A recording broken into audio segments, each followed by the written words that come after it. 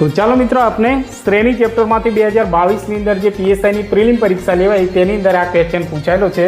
તો આ ક્વેશ્ચન અત્યારે આપણે સોલ્યુશન કરીશું. સૌપ્રથમ આપણે રકમ જોઈએ.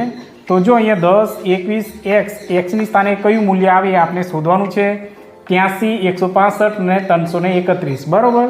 તો જો મિત્રો, અહીંયા 10ના બમણા થાય છે અને સંખ્યા પણ ધીરે ધીરે મોટી થાય છે, બરાબર. જો આવી રકમ જોવા મળે તો આપણે ગુણાકારનો નિયમ લગાડવાનો છે. જો અહીંયા 10ના બમણા એટલે 10 દુ 20 પ્લસ 1 કરીશું તો એ અહીંયા 21 થાય છે, બરાબર. ચાલો એ જ રીત અહીંયા લગાડીશું, પરંતુ અત્યારે આપણે આઈડિયા આવશે નહીં. ચાલો આગળ ચાલીએ. તો આ પદ જોઈએ તો 83 ગુણ્યા 2 કરીશું તો 166 થશે, પરંતુ અહીંયા 165 તો -1 કરીશું તો 165 થઈ જશે, બરાબર. ચાલો આગળ જોઈએ. 165 ગુણ્યા 2 કરીશું ત્યારે 330 થશે. હવે 330 પ્લસ 1 કરીશું ત્યારે 331 થશે.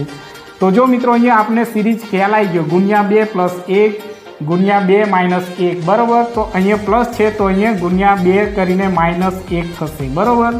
તો 21 દુ કેટલા થશે? 42. 42માંથી 1 માઇનસ કરીશું તો અહીંયા એક્સની જગ્યાએ કેટલા આવશે? 41, બરાબર. જે ઓપ્શન નંબર એ આપનો ફાઇનલ જવાબ, બરાબર.